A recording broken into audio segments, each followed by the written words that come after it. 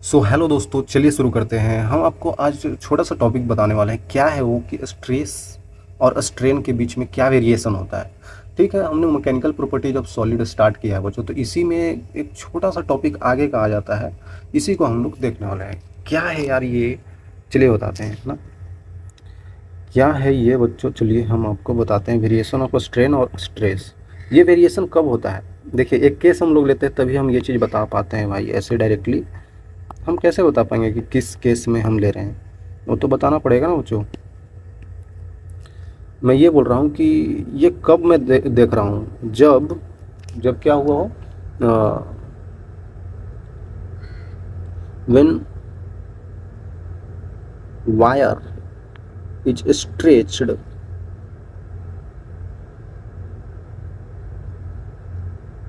Bye a load. Load समझते हैं बच्चों? अरे यार, मतलब कोई वेट अगर वायर में अगर टांग दिए, अगर भारी वेट है तो धीरे धीरे उस वायर को ये खींचेगा ना यार। हम पहले पढ़ते थे कि टेंशन लगता है, ठीक है, वायर में अगर हम कोई लोड टांग देते हैं तो वो लोड इतना ज़्यादा कर दे कि वो रस्सी भी टूट जाए, ये भी हो सकता है, या फिर वो खींच के टूट जाए। ये तो रस्सी पे डिपेंड करता है ना, उसके मटेरियल पे। आई थिंक पता होगा बच्चों। तो चलिए यही को देखने वाले हैं। छोटा सा चीज़ है और हम इसे जल्दी से बता देते हैं आपको। वेरिएशन ऑफ स्ट्रेन और स्ट्रेस में क्या होता है, तो इन दोनों के बीच में पता है एक ग्राफ बनता है बच्चों। इन दोनों के बीच में एक ग्राफ बनता है। किसके लिए ग्राफ बन रहा है? जब वायर स्ट्रेच हो गया है किसी लोड के द्वारा। तो होता है ना, जब स्ट्रेच करते जाते हैं, जैसे आप रस्सी को, होता है ना वो जो कोई पतला रस्सी आप ले लीजिए हाथ से, और हाथ से खींचते जाइए, खींचते खींचते खींचते खींचते एक बारी थोड़ा सा खींचता है, उसके बाद टूट जाता है ना। खींचते खींचते थोड़ा सा और खींचेगा और फिर टूट जाएगा। वही चीज़ को हम देखने वाले हैं। पहली बात कि हम लोग ग्राफ बना लेते हैं यार।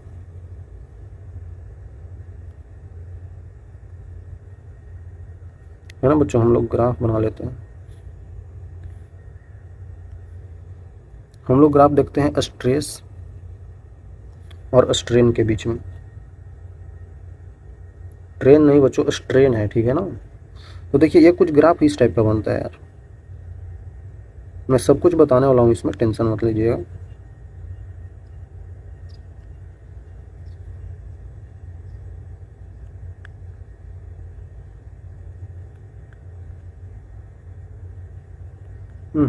सही से नहीं बन रहा है बच्चों।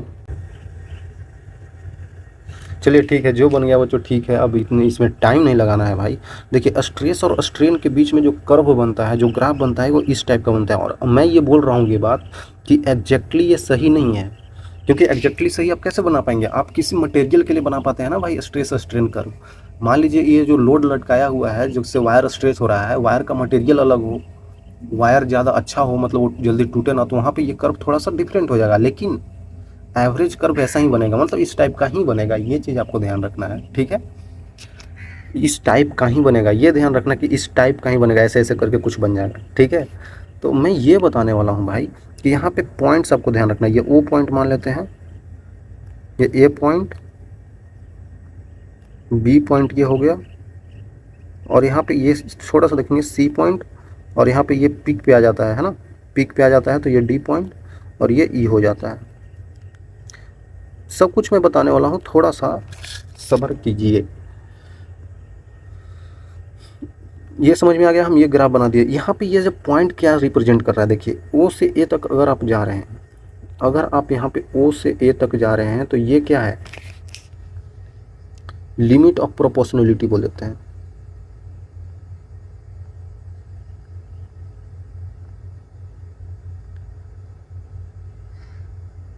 लिमिट ऑफ प्रोपोर्शनलिटी बोल देते हैं बच्चों।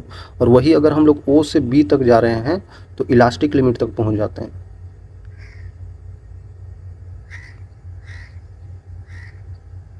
हम लोग इलास्टिक लिमिट तक पहुंच जाते हैं भाई। और वहीं पे अगर देखा जाए तो ये सी पॉइंट आपको दे देता है यील्ड पॉइंट। ये सब क्या है मैं बता रहा हूँ।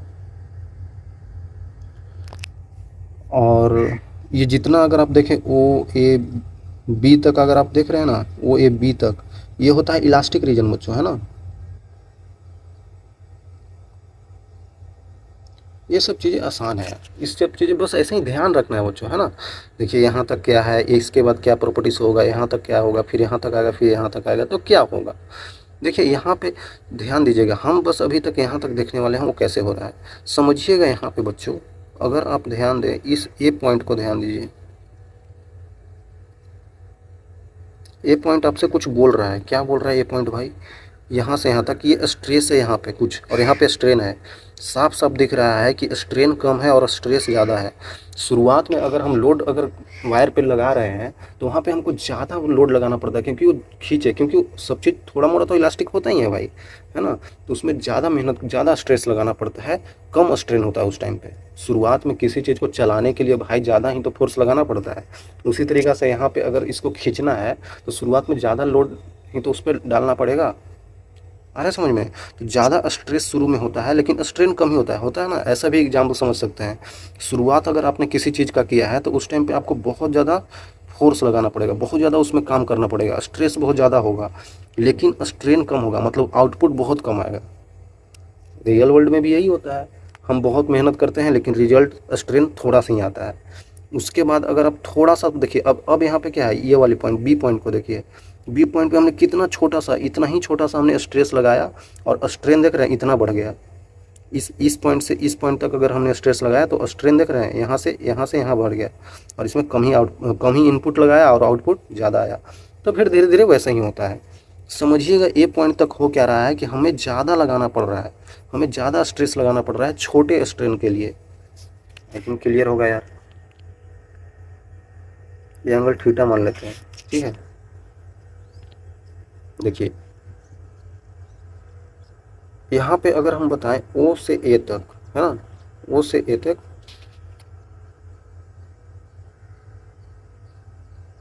स्ट्रेस जो है ना is directly proportional to strain है।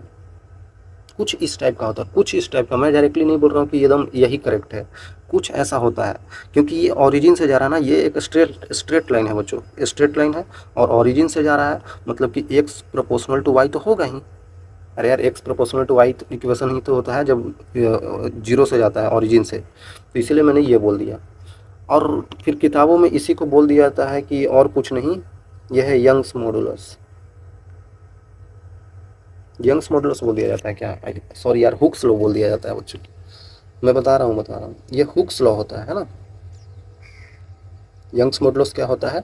यंग्स मॉडुलस इसी का एप्लीकेशन होता है, मतलब इसी का 3 पार्ट होता है, हुक्स लॉ में ही 3 आता है। तो उसी में हम देख लेते हैं आगे। फिर यंग्स मॉडुलस वो हमें याद आ गया था इसलिए हम बता दिए, लेकिन हुक्स लॉ होता है।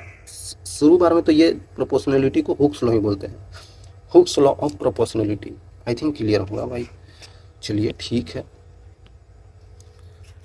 और यहाँ पे अगर हम टेन थीटा बताना चाहिए, मतलब स्लोप क्या होगा? स्लोप मतलब कि क्या होता है? टेन थीटा होता है भाई। अगर कहीं पे स्ट्रेस और स्ट्रेन का कर्व बनाया हो और उसमें स्लोप देखना हो, मतलब ये स्लोप कितना है, तो यहाँ पे टेन थीटा क्या होगा? परपेंडिकुलर अपॉन बेस, मतलब परपेंडिकुलर यहाँ से यहाँ तक ये क्या है? स्ट्रेस अपॉन स्ट्रेन, जो भी होगा नहीं पता है,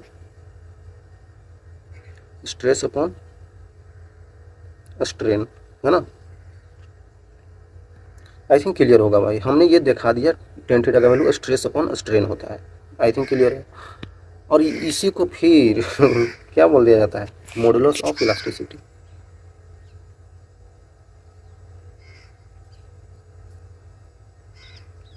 इसी को मॉडुलस ऑफ इलास्टिसिटी भी बोल दिया जाता है बच्चों। तो क्लियर होना चाहिए आपको, ये सब टर्मिनोलॉजी है। अगर ये दोनों आ गया बटा में तो ये हो जाएगा, अगर प्रोपोर्शनलिटी में तो हुक्स लॉ हो गया, तो हुक्स लॉ के ही एप्लीकेशन में ये चीज़ आ जाता है ना, कोई घबराने वाली बात नहीं है। मैं बताऊंगा आगे सारा चीज़। समझ गए आप? एक पॉइंट तक हो क्या रहा है? यहाँ पे ये इलास्टिक रीजन है, मतलब कि ये यहाँ बी तक भी जाएंगे तो इलास्टिक रीजन ही मिलेगा। इलास्टिक रीजन में क्या होता है? उसमें अगर किसी बॉडी को हम डिफॉर्म करते हैं तो अपने आप उस फोर्स को हटाने के बाद रिफॉर्म हो जाता है। पता होगा, बताया था मैंने बच्चों, इलास्टिसिटी में क्या होता है कि अगर कोई डिफॉर्मिंग फोर्स लगाते हैं उसको फिर हटाते हैं तो अपने आप रिफॉर्म हो जाता है, याद होगा। तो वही यहाँ पे हो रहा है, बी पॉइंट तक वही होगा, अपने आप हो जाएगा। लेकिन अगर हम बियॉन्ड बी पॉइंट चले गए तो भाई पॉसिबल ही नहीं है कि वो फिर लौट के अपने बॉडी को रिफॉर्म कर ले, ठीक है। चलिए इसको आगे ले चलते हैं, क्योंकि हमें तो कॉपी पेस्ट करने आता है। आई थिंक क्लियर होगा बच्चों, क्लियर होगा बच्चों। देखिए हम लोग कहाँ तक आ गए हैं? हम लोग आ गए हैं ए पॉइंट तक। मतलब अब ए से बी क्या है, अब ए से बी क्या हो रहा है, stress is not proportional to,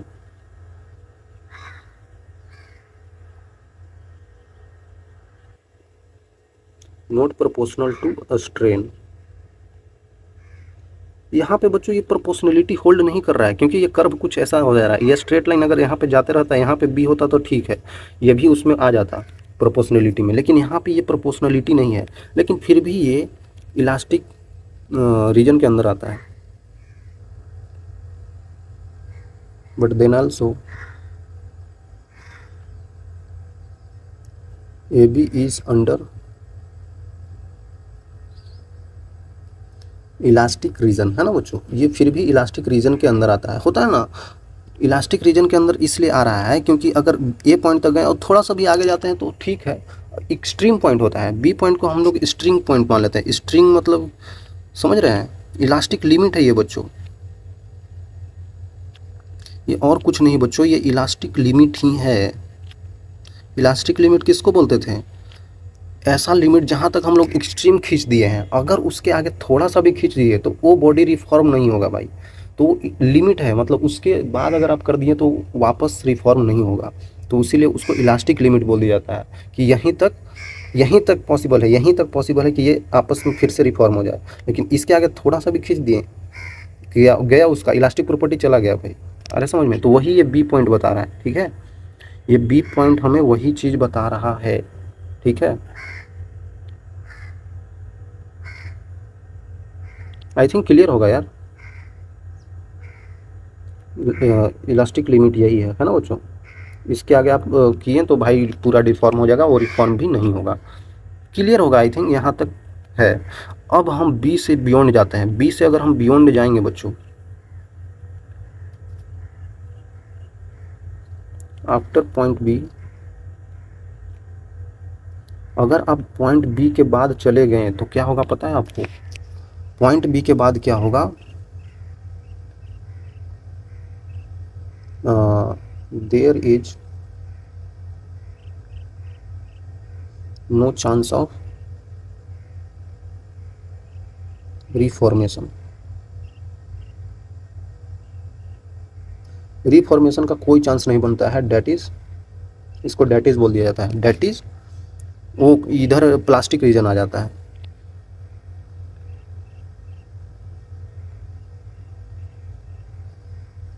I think clear होगा भाई, जहाँ पे रिफॉर्मेशन नहीं होता है वो प्लास्टिक रीजन होता है। मतलब कि बी सी डी ई तक प्लास्टिक रीजन ही है। मतलब कि कौन सा रीजन हम लोग बोल सकते हैं, बी सी डी तक। ई थोड़ा अलग हो जाता है, मैं बताने वाला हूँ, ठीक है। ठीक है भाई, यहाँ तक आई थिंक क्लियर होगा आपको। तो यहाँ पे सी को हम लोग क्या बोल देते हैं, यील्ड पॉइंट बोल देते हैं, आपको मैंने पीछे ही बताया था।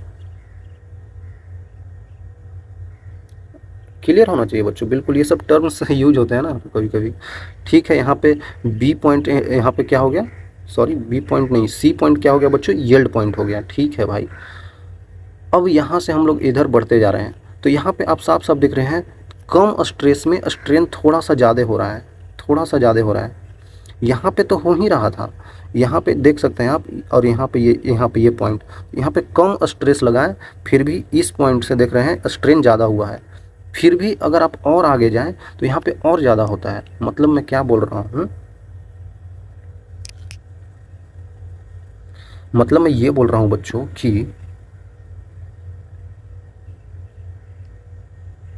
बाय अप्लाइंग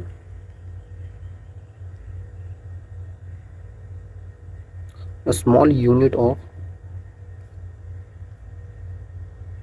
stress, छोटा स्ट्रेस लगाने के बाद भी there is more strain in wire। I think clear होगा बच्चों, है ना। फिर भी यहाँ पे ज़्यादा स्ट्रेन हो रहा है। कहाँ पे बच्चों, ये पॉइंट मैंने बताया ही नहीं, बी से सी में, है ना, बी से सी में ऐसा हो रहा है।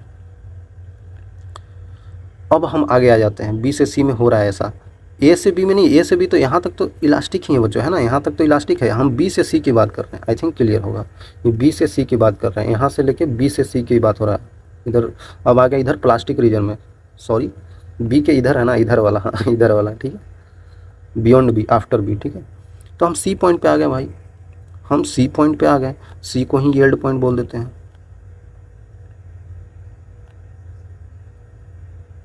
अब अगर आप सी से डी गए, अब बच्चों अगर आप सी से डी गए बच्चों, तो क्या होगा, होगा कुछ नहीं,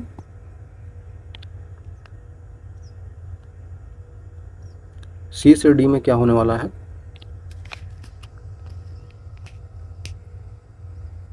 there is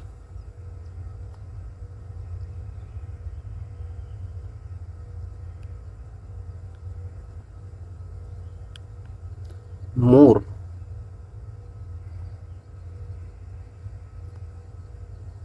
and more strain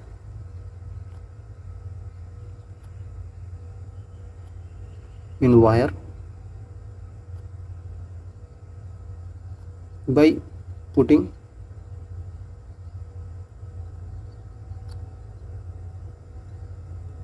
very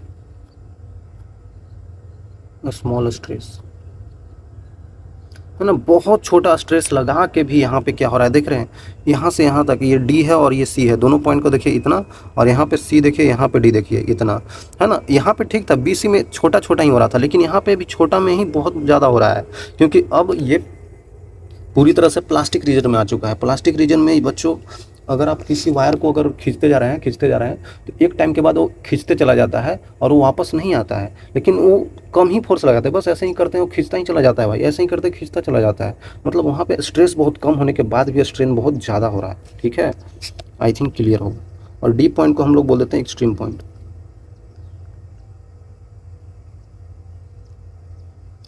यही बच्चों एक्सट्रीम पॉइंट होता है, ठीक है। यहाँ पे थोड़ा इस टाइप का रिप्रेजेंट कर देते हैं, ये है, ठीक है, और ये है ब्रेकिंग पॉइंट, मतलब यहाँ पे जाते ही वायर टूट जाता है, ठीक है, आई थिंक क्लियर होगा। यहाँ पे अगर जाते हैं, इसके बाद तो कुछ करना ही नहीं है, इसके बाद कुछ करना नहीं है, आफ्टर डी पॉइंट देखिए,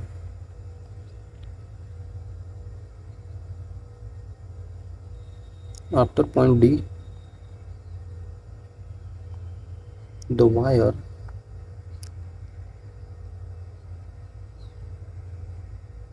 flows like a liquid,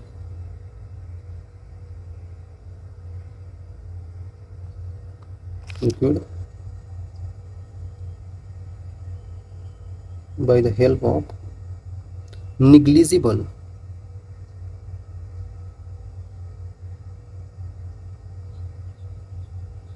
value of stress, है ना, कोई भी स्ट्रेस नहीं लगाना पड़ता है, कोई भी स्ट्रेस नहीं लगाना है।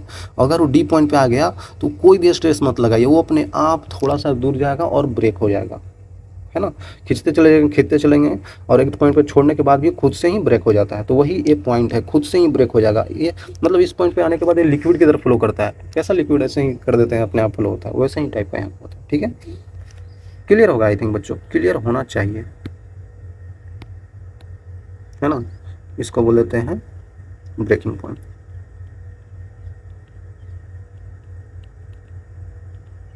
ये होगा एक्सट्रीम।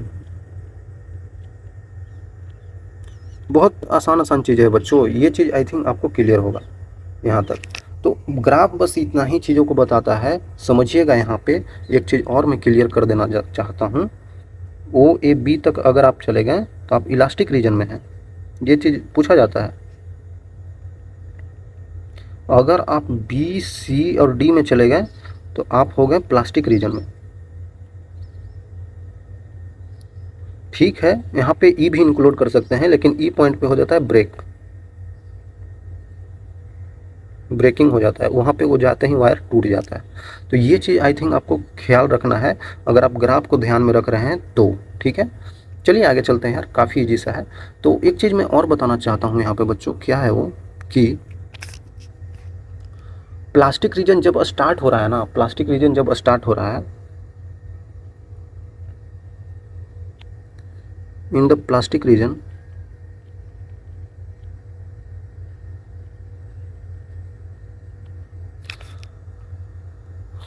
प्लास्टिक रीजन में अगर हम वायर को खींचते जा रहे हैं और वो टूट नहीं रहा है, in the plastic region one wire is stretched, है ना, वायर इज स्ट्रेच्ड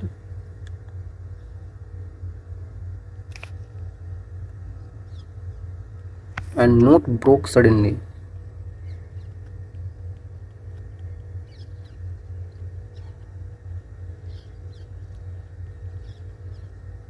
है ना, मतलब खींचते चला जाता है थोड़ा दूर तक, तो उसमें ये इसको बोल दिया जाता है टेंसाइल बोल दिया जाता है, आई थिंक टेंसाइल ही बोल देते हैं, टेंसाइल, या फिर यहाँ पे अगर हम डक्टाइल भी बोल सकते हैं, है ना, डक्टाइल भी बोल सकते हैं, कोई दिक्कत नहीं है बच्चों। तो यहाँ पे देखिए, अगर इन द प्लास्टिक रीजन कहीं बात हो रही है, वहाँ पे वायर को स्ट्रेच कर दिया जाता है and not broke suddenly, wire जल्दी ब्रोक नहीं होता है, और ये स्ट्रेच जो कर रहे हैं ना, ये मैक्सिमम हो रहा है, मैक्सिमम हो रहा है ना, जो हम लोग ये वायर स्ट्रेच कर रहे हैं यहाँ पे, ये मैक्सिमम करते जा रहे हैं हम लोग, उस रीजन में वायर स्ट्रेच करते जा रहे हैं, मतलब ये प्लास्टिक रीजन बड़ा होगा, यहाँ पे प्लास्टिक रीजन और दूर तक बनेगा इस टाइप का, तो मतलब प्लास्टिक रीजन बड़ा होना चाहिए, plastic region is large, I think clear होगा। यहाँ पे प्लास्टिक रीजन बच्चों लार्ज होता है, तो वहाँ पे बोल देते हैं मटेरियल कैसा है, टेंसाइल या डक्टाइल है। यहाँ पे इसलिए बोला जाता है क्योंकि यहाँ पे एग्जांपल आप समझिए, जैसे गोल्ड हो गया, सिल्वर हो गया, या फिर प्लेटिनम ले लीजिए, स्टील ले लीजिए, है ना, बहुत सारा चीज़ है बच्चों, और भी बहुत सारे एग्जांपल हैं। इन सबको अगर आप स्ट्रेच करते जाएं तो भले ही ये वापस नहीं आते हैं, इनसे हम तार बनाते हैं ना, गोल्ड का तार बनाएंगे तो कम ग्राम में भी बड़ा सा तार बन जाता है ना, तो उसी कारण से बनता है, क्योंकि इनका टेंसाइल जो होता है ना और डक्टाइल नेचर ज़्यादा होता है औरों मटेरियल के कंपैरिजन में। और एक देख लीजिए यहाँ पे,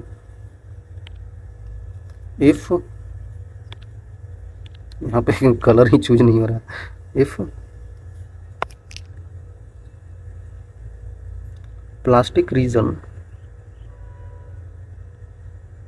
ऑफ ग्राफ, ग्राफ हम देख रहे हैं ना,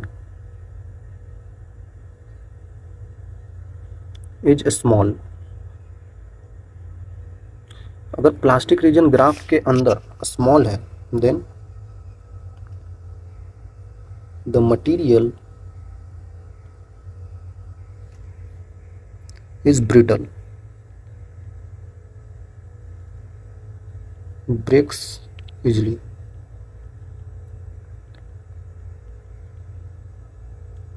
ब्रेक्स इजली या फिर सडनली बोल सकते हैं, है ना बच्चों, जल्दी टूट जाता है, इसलिए उसको ब्रिटल बोल दिया जाता है। एग्जाम्पल इसमें आप समझ सकते हैं कि इसमें एग्जाम्पल में आप समझ सकते हैं ना कि ऐसा आ जाता है, क्या क्या बोलते हैं यार, भूल गया कास्ट आयरन भी होता है यहाँ पे, यहाँ पे कॉन्क्रीट्स भी ले सकते हैं, स्टोन्स भी ले सकते हैं, या तो चाहे तो आप आइस भी ले सकते हैं। ये सब है ना कि ये सब ब्रिटल होता है, थोड़ा सा भी अगर इनके प्लास्टिक रीजन में ज़्यादा स्ट्रेस हो गया तो ये टूट जाएंगे, ये टूट जाते हैं, जल्दी से टूट जाते हैं बच्चों, है ना। सेरामिक्स हो गया, सेरामिक्स में ही तो ग्लासेस वगैरह आ जाते हैं, ग्लासेज आ जाते हैं ना, ग्लास वगैरह इसी में आते हैं, और भी चीज़ें आते हैं, मेरे को याद नहीं आ रहा है है ना बच्चों। तो इस टाइप के इसमें आते हैं एग्जाम्पल्स के थ्रू, क्लियर होगा आई थिंक। इसमें क्या होता है, ग्राफ का रीजन छोटा होता है, छोटा होता है, और इसमें ग्राफ का रीजन बड़ा होता है, मतलब ग्राफ का रीजन, प्लास्टिक रीजन मतलब ग्राफ का रीजन, ठीक है। ओके, यहाँ पे हमें दे दिया है क्या, ब्रिटल मटेरियल, डक्टाइल और इलास्टोमर। देखिए बच्चों यहाँ पे ध्यान से, ब्रिटल मटेरियल क्या होता है, जो जल्दी से टूट जाता है, डक्टाइल मतलब कि जल्दी से नहीं टूटता है, इलास्टोमर मतलब कि टूटता ही नहीं। भाई रबड़ वगैरह हैं तो रबड़ में अगर आप रबड़ का रस्सी बना दें तो रस्सी खींचता ही चला जाएगा, मतलब ठीक है बहुत दूर जाकर टूटेगा लेकिन जल्दी तो नहीं टूटेगा। यहाँ पे देख सकते हैं आप, यहाँ से यहाँ चले गए और इसके बाद ई से सी, इधर ही तो प्लास्टिक रीजन आता है, ई से सी तो प्लास्टिक रीजन आता है। तो देख सकते हैं यहाँ पे प्लास्टिक रीजन छोटा है, मैंने बोला था ना ब्रिटल मटेरियल में प्लास्टिक रीजन छोटा होता है। यहाँ ई से सी बड़ा है, मतलब कि ई से सी बड़ा है, मतलब कि प्लास्टिक रीजन भी बड़ा है बच्चों। मतलब यहाँ पे ज़्यादा डक्टाइल है, वही यहाँ पे लिखा गया है। ई से सी है जो स्मॉल ब्रिटल अंदर, ठीक है भाई। यहाँ पे ई से सी का रीजन छोटा है, यहाँ पे ई से सी का रीजन बड़ा है, तो ये प्लास्टिक रीजन छोटा है इसमें, तो ये ब्रिटल हो गया, ठीक है, ये डक्टाइल हो गया। Good plastic such as the easily change into different shapes, बिल्कुल, ड्रॉन विद द वायर्स, बिल्कुल, इससे वायर बनाना आसान होता है डक्टाइल मटेरियल से, ठीक है। यहाँ पे स्ट्रेस और स्ट्रेन में यहाँ पे स्ट्रेस और स्ट्रेन में अगर आप देखें बच्चों, तो इलास्टोमर में समझ ही सकते हैं, इलास्टोमर में रबड़ टाइप का आ जाता है। यहाँ पे कोई भी कर्व प्लास्टिक रीजन का बनेगा ही नहीं भाई, ये तो खींचता ही चला जाएगा, ये तो इलास्टिक ही होता है, रबड़ वगैरह इलास्टिक ही तो होते हैं। Straight with in the elastic limit in the elastomer strain is produce much larger with the stress applied, बिल्कुल, इसमें कम स्ट्रेस लगा के भी ज़्यादा हम लोग खींच देते हैं। सोचिए ना, रबड़ में क्या करते हैं, थोड़ा सा भी लगाते हैं खींच जाता है। Such material have no plastic region, बिल्कुल। ब्रेकिंग पॉइंट इसमें like close to the elastic limit, बिल्कुल, इसमें ब्रेकिंग पॉइंट मतलब यार लगभग नहीं के बराबर होता है, जल्दी नहीं टूटता है बच्चों रबड़ वगैरह, है ना।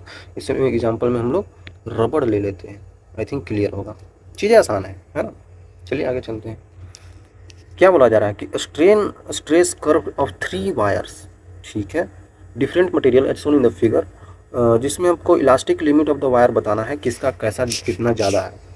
मैंने शुरुआत में आपको क्या बताया कि स्ट्रेस वर्सेज स्ट्रेन कर्व में, चलिए मैं वहीं पे ले चलता हूँ, आपको किधर गया, हाँ, यहाँ पे देख सकते हैं, मैंने ये बताया स्लोप जो है स्ट्रेस वर्सेज स्ट्रेन का, तो स्ट्रेस ऊपर आता है, स्ट्रेन नीचे आता है, ठीक है, वाई एक्सिस पे एक्स एक्सिस पे। क्या लगता है, स्लोप जितना ज़्यादा होगा, ये अगर जितना ज़्यादा उठेगा, थीटा का वैल्यू उतना ज़्यादा होगा, स्ट्रेस बाय स्ट्रेन का वैल्यू उतना ज़्यादा होगा, मॉडुलस ऑफ इलास्टिसिटी भी ज़्यादा होगा। मॉडुलस ऑफ इलास्टिसिटी ज़्यादा होने का मतलब ये जितना ज़्यादा उठेगा यहाँ से, वो जितना उतना ज़्यादा इलास्टिक होगा भाई, है ना, उतना ज़्यादा इलास्टिक होगा। तो इलास्टिक नेचर डिपेंड करता है, अगर ओ से ए बात कर रहे हैं, समझिएगा, ओ से ए बात कर रहे हैं, तो वहाँ पे थीटा पे डिपेंड करता है।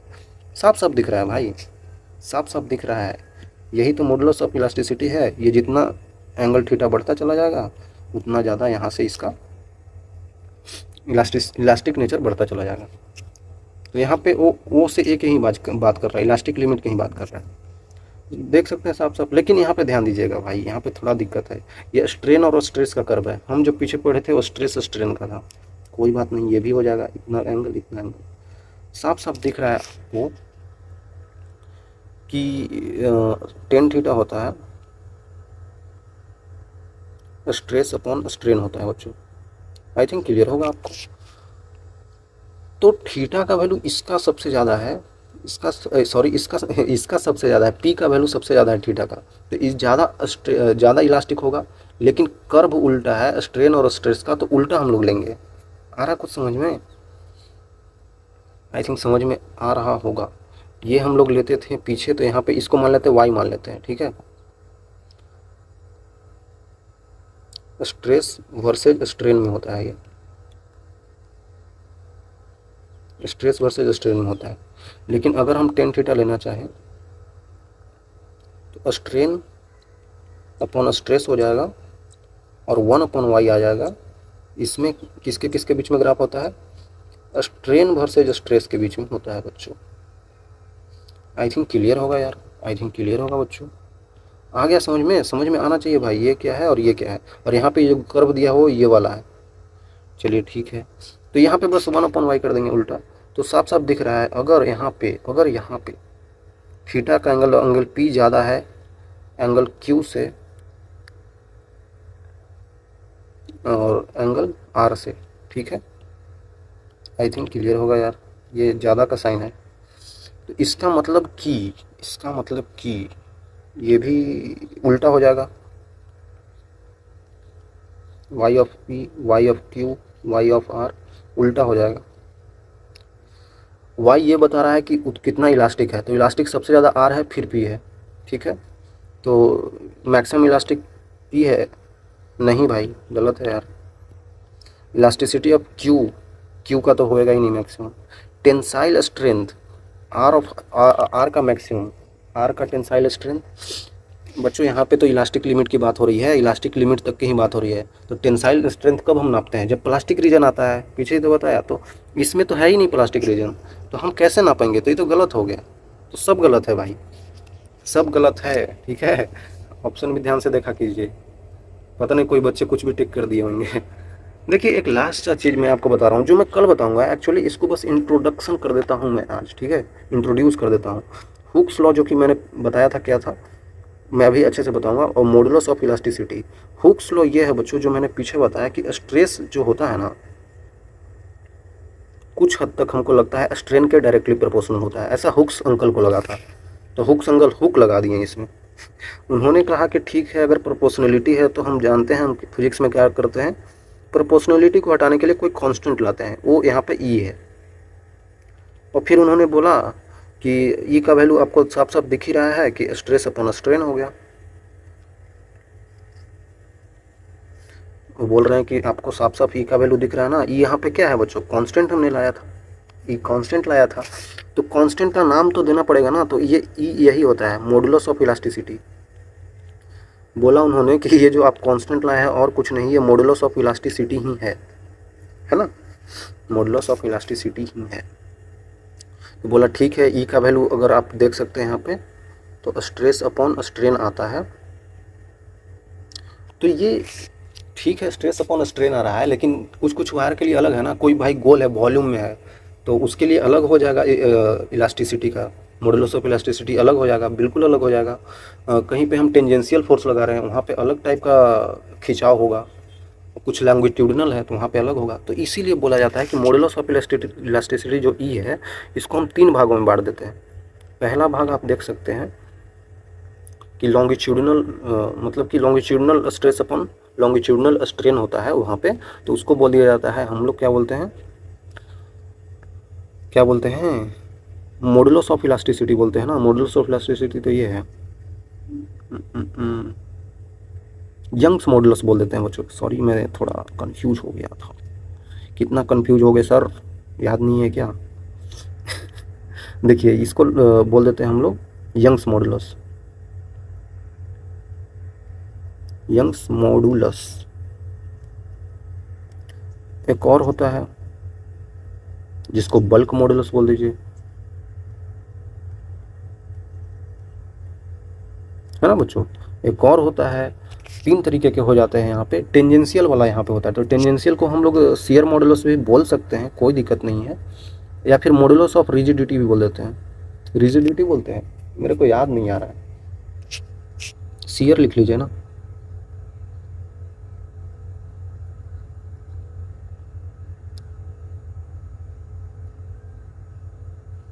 या फिर मॉडुलस ऑफ रिजिडिटी लिख लीजिए, कोई दिक्कत नहीं है बच्चों, कोई दिक्कत नहीं है। इसको यंग्स मॉडुलस को हम लोग वाई से रिप्रेजेंट करते हैं, इसको बल्क मॉडुलस को के से, और इसको पता नहीं किससे करते हैं, किसी से करते हैं हम आगे बताएंगे, इसमें दिक्कत नहीं होना चाहिए। देखिए मेन इंपॉर्टेंट ये है, इससे इससे सवाल थोड़ा ही आता है, मतलब आता भी नहीं है, आता सवाल इससे ज़्यादा है। यंग्स मॉडुलस हम आपको आगे बताएंगे बच्चों, कोई दिक्कत नहीं है। तो हम ये जो बताए ना, हुक्स लॉ जो आपको हम बताएं यहाँ पे बच्चों, तो ये जो है ना, इसका डिपेंडेंसी समझिए। ये जो ई का वैल्यू है, जो स्ट्रेस अपॉन स्ट्रेन आया है, ई का वैल्यू ये कांस्टेंट है भाई, क्योंकि हम ये प्रोपोर्शनलिटी कांस्टेंट लाए थे, तो इसीलिए इसका वैल्यू जो डिपेंड करता है nature of material, nature of material पे करता है ऑफ अ बॉडी, और manner in which the body is deform. हम बॉडी को खींच के डिफॉर्म कर रहे हैं, कंप्रेस करके कर रहे हैं, खींच के कर रहे हैं, कैसे कर रहे हैं उस पर डिपेंड करता है, क्योंकि कांस्टेंट है। तो वैल्यू डिपेंड्स अपॉन टेम्परेचर, बिल्कुल टेम्परेचर पर तो डिपेंड करेगा ही भाई, टेम्परेचर घटाने बढ़ाने से चीज़ें चेंज हो जाती है। और it's value is independent of dimension, बिल्कुल बॉडी के डायमेंशन से इंडिपेंडेंट होता है, कांस्टेंट वैल्यू है। आई थिंक क्लियर होगा। तो ये ऐसा कुछ डिपेंडेंसी होता है हुक्स लॉ में, मॉडुलस ऑफ इलास्टिसिटी ई का, ठीक है, क्लियर होगा आई थिंक। तो बस इसी का यूज होगा बच्चों आगे, और हम ये 3 चीज़ें पढ़ लेंगे, चैप्टर ख़त्म हो जाएगा। आई थिंक क्लियर होगा यार। तो यहाँ तक आने के लिए बच्चों आपको मिलेगा बड़ा वाला, क्या मिलेगा, थैंक यू। मिलेंगे आगे यार, तब तक के लिए ओके बाय।